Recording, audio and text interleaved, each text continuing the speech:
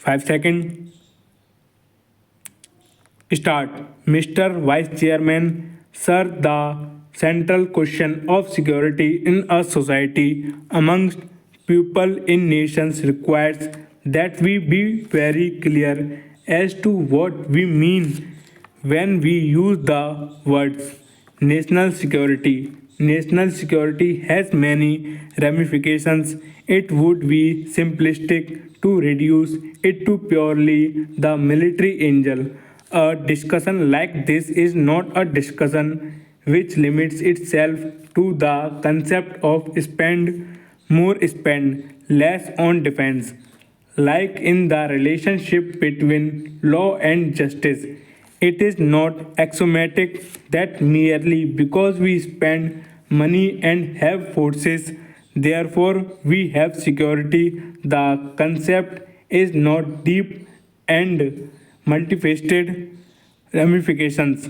I would seek your indulgence, sir.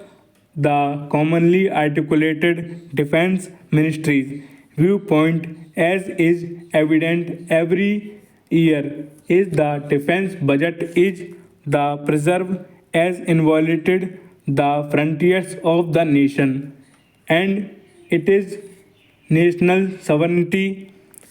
This is the commonly articulated definition of national security. Change. To my mind, this is limited both in vision and in application. Of course, the maintenance of internal sovereignty is very much a function of our armed forces.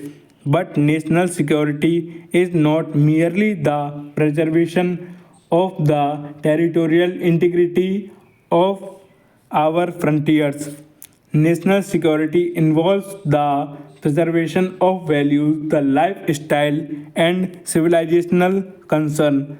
The purely military aspect of the nation's security is therefore only a small but an integral component of a much larger concern, and even internally the task is much more than a mere physical safeguarding of our boundaries. Our central concern when we talk about security is with the preservation of the Indian nation. And until we are clear about the core values of our nationhood and are able not only to articulate them but also to obtain a national commitment to them, we would not even know what it is that we are